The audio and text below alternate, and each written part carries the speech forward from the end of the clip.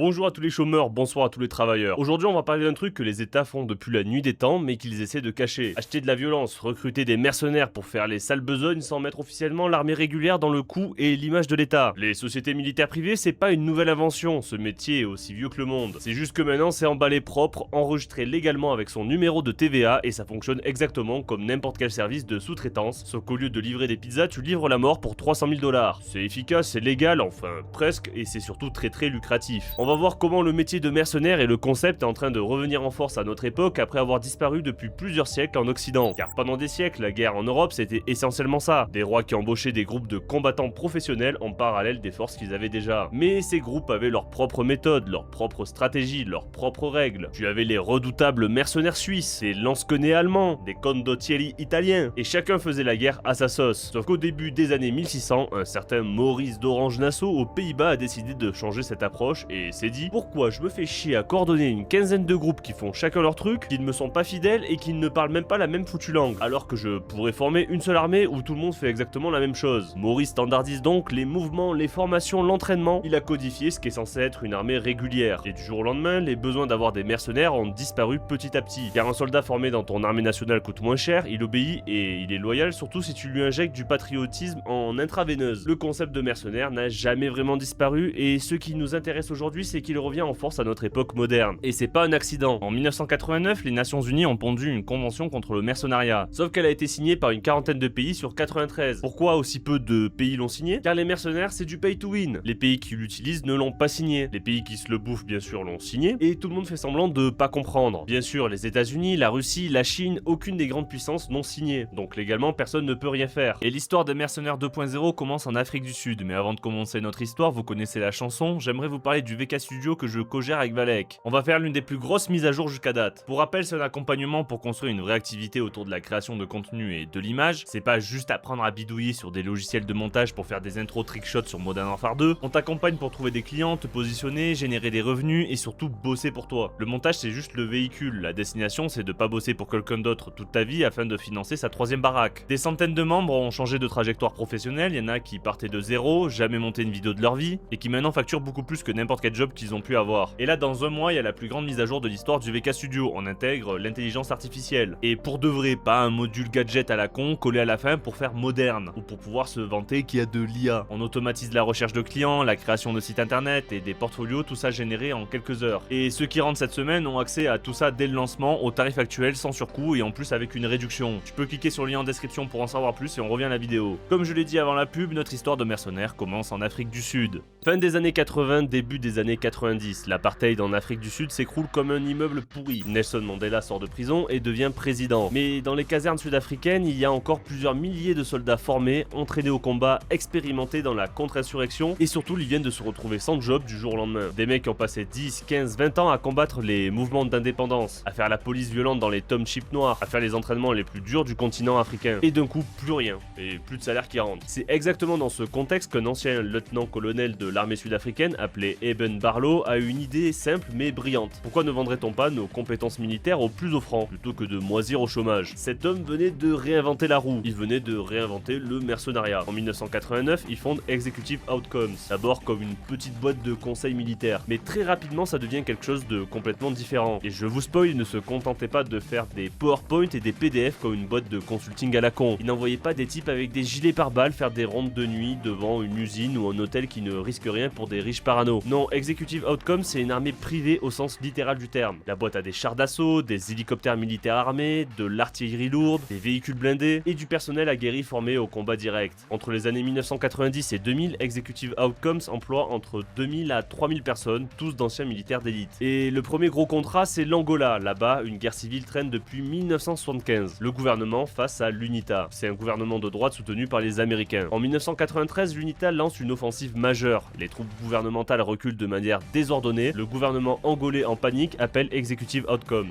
Venez nous aider, on vous paie peu importe le prix. Les mercenaires débarquent avec environ 500 combattants. Ils commencent directement par sécuriser les mines de diamants qui financent tout le gouvernement. Après tout, c'est pas con, ils s'assurent que leurs employeurs soient en capacité de payer avant toute chose. Puis ils arrêtent net l'avancée de la rébellion. En langage moins neutre, ils mettent en PLS l'UNITA et les obligent à rejoindre la table des négociations. Résultat, le protocole de Lusaka en 1994, un accord qui stabilise la situation. Et c'est ce qui crée un énorme changement de de paradigme. Une entreprise privée vient de faire le job des Nations Unies. Mais la vraie épreuve de feu, c'est la Sierra Leone. En 1995, le Revolutionary United Front, le RUF, une guérilla d'une brutalité absurde fonce vers Freetown, la capitale. Les troupes gouvernementales s'effondrent et fuient vers les zones côtières en laissant tout le pays aux rebelles. Le gouvernement n'a plus le choix et engage environ 300 mercenaires de Operative Outcomes, mais aussi quelques hélicoptères de combat Mi-24 et des blindés lourds. La suite appartient à l'histoire. En quelques semaines seulement, les 300 mercenaires stoppent l'offensive, reprennent les mines de diamants au centre du pays et imposent une trêve au RUF en 1996. Pour la première fois dans l'histoire moderne, une entreprise privée a mis fin à un conflit armé. L'histoire ne s'arrête pas là, le gouvernement veut garder Executive Outcomes pour stabiliser le pays à long terme. Tu te doutes bien, ils viennent de payer 300 boucs pour laver le cul à des rebelles alors que leur armée était en train de s'entraîner à la brasse pour fuir le pays à la nage, et les résultats sont là. Mais bien sûr, la communauté internationale, les Nations Unies, les ONG disent collectivement non. C'est pas acceptable et cachent le délire comme les véritables relous qu'ils sont. En 1997, sous pression internationale, le gouvernement chasse Executive Outcomes du pays. Et bien sûr, quand le chat n'est pas là, les souris dansent. Voyant que les mercenaires sud-africains ne sont plus là pour les atomiser, le RUF reprend les armes en 1999 avec l'opération No Living Things. Pour les mecs pas forts en anglais, ça veut dire pas de trucs vivants. Et pour ceux qui sont vraiment pas forts en métaphore, ça veut dire que tout ce qui respire va se faire buter. Résultat, massacre de masse, mutilation organisée, des dizaines de milliers de civils tués. L'armée régulière sans les mercenaires n'arrive absolument pas à tenir et se sont remis à s'entraîner à la brasse pour fuir le pays à la nage. La communauté internationale a laissé un carnage se produire et les Nations Unies supervisaient la situation depuis la chaise du cuck. Executive Outcomes a montré que des mercenaires pouvaient accomplir ce que des armées nationales n'arrivaient pas à faire. Et c'est justement cette réussite qui dérange. Qui contrôle cette armée? À qui elle rendait compte? En 1999, la boîte ferme, mais en 2020, elle rouvre car le modèle est en train de revenir à une sorte de norme. Parce qu'une fois que t'as compris que c'était rentable et efficace, tu n'arrêtes pas juste parce que l'ONU fait de la morale et des recommandations non contraignantes avec lesquelles tu peux te torcher. Et maintenant on arrive à Wagner en Russie. Et Wagner, ce n'est pas une PMC comme les autres. D'ailleurs, j'utiliserai le terme PMC assez souvent pour Private Military Contractor. Executive Outcomes, c'était un prototype sud-africain un peu en mode freelance qui se vendait à des états africains pour mater des rébellions. Wagner, c'est une armée d'état déguisée en entreprise privée. C'est le boss final des PMC. Wagner a été fondé autour de 2014-2015 par un certain Dimitri Utkin, un ancien officier des forces spéciales du GRU, et le renseignement militaire russe. Le mec a des tatouages nazis et je le précise parce que c'est pas juste un petit aigle discret sur l'épaule planqué sous le t-shirt ou des signes semi-discrets en mode non mais t'inquiète, c'est des runes nordiques, c'est pas nazi. Utkin se balade avec des insignes SS tatoués sur le corps et personne au Kremlin n'a trouvé ça gênant. En même temps, quand ton patron c'est Poutine et que ta mission c'est d'aller commettre des crimes de guerre en Afrique, les tatouages ne sont pas un élément rédhibitoire sur ton CV. Il n'y a d'ailleurs pas 3000 CV similaires comme le tien, comme un étudiant à Decathlon qui est fan de jeux vidéo, fait de la musculation et qui parle anglais et français. Et oui, Wagner est directement financé par le Kremlin, c'est même pas un secret, ils font même pas semblant, c'est l'armée personnelle de Poutine. Ton Joker qui sort quand il veut faire de la merde quelque part sans que la Russie soit officiellement impliquée. C'est juste que ça change de skin comme sur Fortnite. Au lieu du logo de l'armée russe, ça fout le logo de Wagner et basta. En 2015, Wagner est déployé en Syrie pour aider Assad. Et là, il commence à opérer comme une vraie armée. Pas juste de la défense ou de l'escorte de convoi comme d'autres PMC à se toucher la nouille en surfacturant pour rien faire. Non, Wagner attaque, conquiert du terrain, prend des positions stratégiques, c'est de la guerre conventionnelle avec un autocollant société privée dessus. Et en février 2018, il se passe un truc assez incroyable à Kacham, un village syrien. Wagner reçoit l'ordre de prendre une position stratégique. Ils envoient environ 200 soldats. Et ce que Wagner ne savait apparemment pas, ou ce qu'on ne leur a pas dit, ou ce dont ils se sont battus les couilles, c'est qu'à Kacham, il y avait des forces spéciales américaines et aussi environ 500 combattants syriens alliés aux États-Unis, avec bien sûr un soutien aérien. Et Wagner charge quand même frontalement comme dans les films de guerre quand le général incompétent envoie l'infanterie à découvert sur une position fortifiée et que toi dans ton canapé tu te dis mais pourquoi ils font ça? Sauf que c'est pas un film, c'est bel et bien 200 mecs qui courent comme des attardés vers des forces spéciales américaines avec des avions au-dessus de leur tête, des drones, des satellites, et ils ont découvert l'explication de comment les Américains utilisent l'argent qui devrait être utilisé pour avoir une sécurité sociale. Le combat dure 4 heures et au bout de 4 heures, entre 200 à 300 soldats de Wagner sont morts ou grièvement blessés. C'est un massacre à sens unique. Wagner s'est fait totalement atomiser et c'est à se demander même si le grand patron, en voyant la fin du mois arriver, s'est dit qu'il allait faire des économies pour se payer un nouveau jet en envoyant se suicider 300 types contre une position forte américaine. Et pourquoi t'en as jamais entendu parler? Parce que Moscou a pas envie qu'on sache que son armée privée s'est fait malaxer en 4 heures par les Américains. Washington n'a pas envie d'admettre qu'ils ont buté 300 Russes avec un logo Wagner car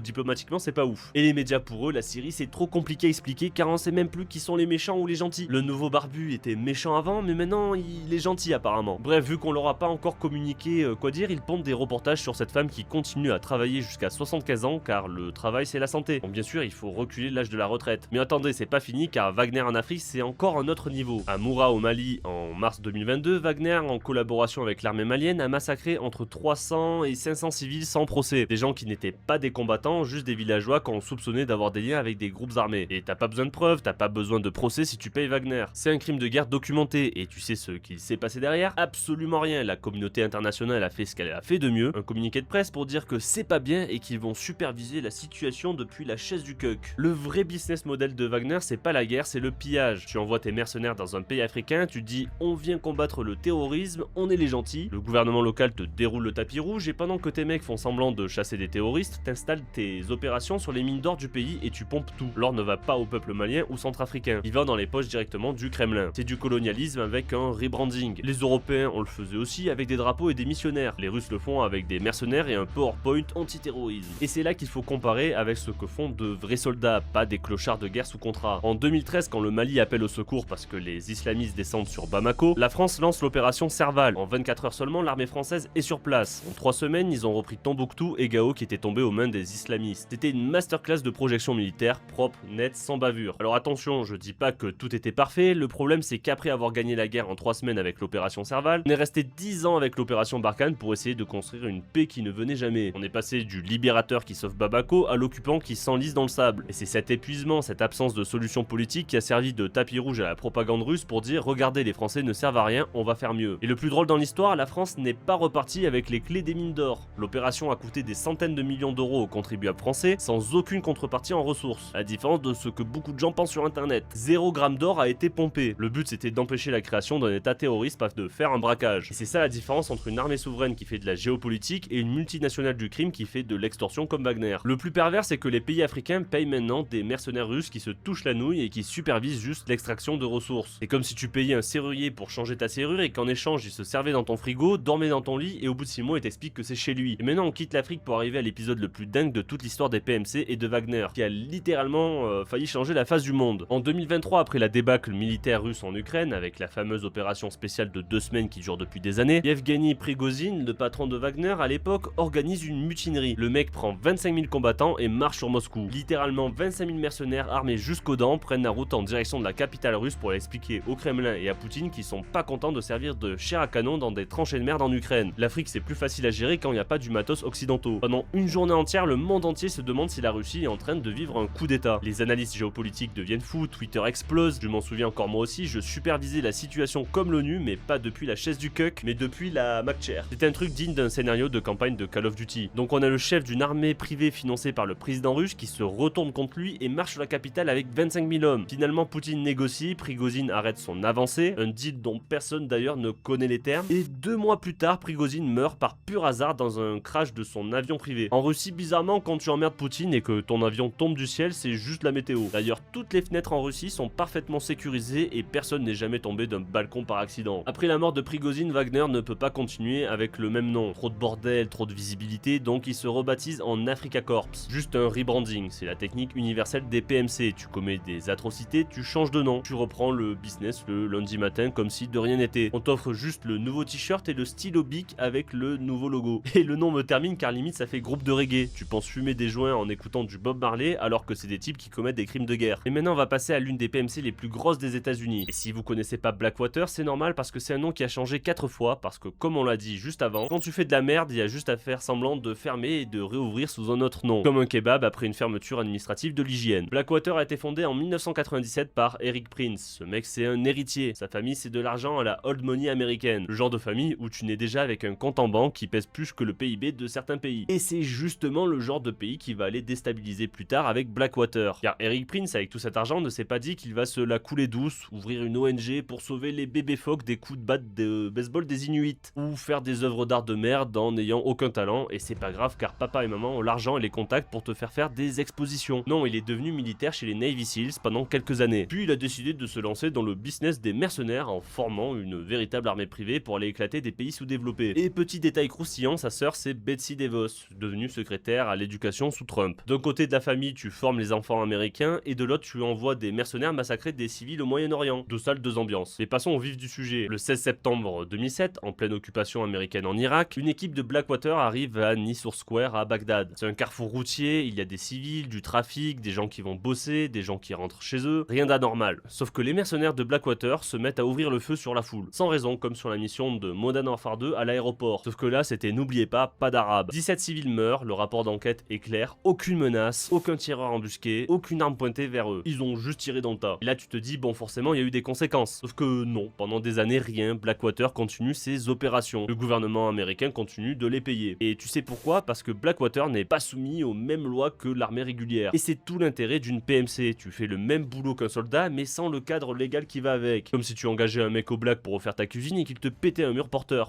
T'as aucun recours parce qu'il n'existe pas sur le papier. Il a fallu des années de procédure pour que quelques-uns des responsables soient poursuivis. Sauf qu'en 2020, Trump gracie 4 des mercenaires impliqués. 4 mecs responsables de la mort de 17 civils graciés, libérés, ils rentrent chez eux tranquillement. Et parlons du fric parce que c'est là que ça devient encore plus absurde. Blackwater facturait 1222 $ par jour pour protéger une seule personne en Irak. Un soldat de l'armée régulière américaine coûte environ 83 $ par jour à l'État, 15 fois moins cher. Blackwater c'est 15 fois plus cher pour zéro responsabilité et des résultats catastrophiques. C'est le rapport qualité-prix le plus dégueulasse de l'histoire militaire. Mais tu payes ce prix justement car ils ne sont pas soumis au droit militaire et c'est leur plus gros point fort. Après les scandales, Blackwater devient 10 services en chiffres romains, 10 services devient Academy, Academy se refait une virginité comme Maeva Genam avec une chirurgie reconstructrice de l'hymen, sauf que c'est les mêmes mecs, les mêmes pratiques, juste un nouveau logo. Et que devient Eric Prince? En 2020-2021, on apprend qu'il essaye de vendre les services de son armée privée à la Chine. Le mec qui a bâti sa fortune sur des contrats du Pentagone essaye maintenant de bosser pour Pékin. Alors ça me paraît soit être un cheval de Troie des États-Unis, soit le mec a commencé à se prendre pour un demi-dieu et va avoir droit à un dur rappel à la réalité par la CIA qui vont le zigouiller et le isekai. Je me réincarne dans un monde fantastique alors que je dirigeais des mercenaires. Donc voilà le tableau complet sur les PMC, les mercenaires 2.0 qui font leur retour en force depuis à peu près 40 ans. L'histoire a commencé tranquillement avec Executive Outcomes en Afrique du Sud, puis se sont massifiés à l'échelle du monde avec des entités comme Blackwater ou Wagner en Russie. Le business model est brutalement simple, tu vends la violence, la mort pour des états qui ne veulent pas mouiller officiellement leur image. Tu leur fais économiser du pognon sur le long terme car pas de formation, pas de retraite, pas de salaire à vie, juste une mission, un chèque et c'est réglé. Et la vraie différence avec les mercenaires d'avant, un condottieri italien du 15e siècle, c'était un mec qui avait une réputation, des exploits, une identité. Il pouvait négocier, il avait un statut. Le mercenaire moderne, c'est juste une ligne Excel, c'est de la chair à canon jetable avec un contrat de travail. Un militaire capturé est plus ou moins protégé par les conventions de Genève, il peut être fait prisonnier de guerre et rapatrié à la fin du conflit. Un mercenaire capturé par contre c'est la peine de mort. Que ce soit côté ukrainien ou russe, les mercenaires sont constamment exécutés. Les deux armées ne vont pas s'emmerder à les foutre en prison. Et si l'entreprise pose problème, elle ferme et les mêmes mecs rouvrent une autre boîte avec un autre nom le lundi matin. Blackwater devient 10 services, qui devient Academy, qui devient Constellis, Wagner ferme et ça devient Africa Corps. C'est complètement interchangeable et l'État garde sa déniabilité plausible. Le nom Blackwater qui a tué les civils n'existe plus, l'entreprise a fermé et a disparu. Et elle redébarque comme Barney après s'être fait virer du bar par mot. Le droit international ne peut absolument rien faire, les lois ne s'appliquent que si tu as la puissance de les appliquer. Et les pays qui utilisent des mercenaires sont ceux qui ont cette puissance. Donc tout le monde se torche le cul avec les recommandations de l'ONU et on n'a rien à foutre. Le modèle est en train de se démocratiser et peut-être bientôt plusieurs pays pourront se permettre d'avoir leur propre armée privée. Ça peut devenir la méta, voire même certains milliardaires ou grosses entreprises. On pourra arriver à des scénarios à la Metal Gear Solid ou encore à la Call of Duty. Mais on n'y est pas encore. Sauf que quand tu vois déjà que Wagner encadre et supervise l'exploitation de ressources en Afrique, ça me dit que le modèle risque de pas mal péter dans ce genre de pays. Et les entreprises, au lieu de faire appel à un pays pour les protéger, pourraient engager des PMC pour ce genre d'affaires. Au lieu de déployer l'armée régulière pour défendre des puits de pétrole, des mines d'uranium, engage des PMC et le travail est fait du pareil au même. Petit rappel pour la promo du VK Studio, ça dure qu'une semaine et ça finit le dimanche 19. Vous pouvez cliquer sur le lien en description pour en savoir plus. Bon, ce sera tout pour aujourd'hui, on se dit à une prochaine fois pour une nouvelle vidéo. Bonne journée à tous les chômeurs, bonne soirée à tous les travailleurs. Salut mes potes.